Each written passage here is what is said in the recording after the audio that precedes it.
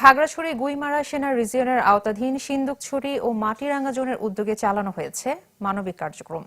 দুপুরে সিন্দুকছড়ি জোনের আওতাধীন রুয়াজা পাড়ার অনিল কুমার ত্রিপুরাকে এই মানবিক সহায়তা দেওয়া হয়।